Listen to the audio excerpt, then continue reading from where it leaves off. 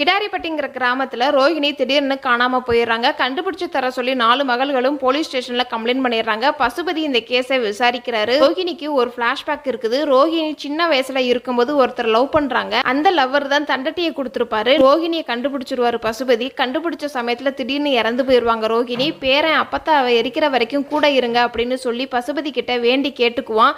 அதனால பசுபதியும் இருப்பாரு. ரோஹிணி சடலமா வீட்டுல வச்சிருப்பாங்க. ரோஹிணியோடைய 4 மகள்களும் ஒரு மகனும் நைட் நேரம் காதுல மாட்டிருக்கிற தண்டட்டியை எப்படி எடுக்கலாம்னு தனித்தனியா பிளான் போடுவாங்க. காலையில விடியும் போது தண்டட்டி காணாம போயிரும்.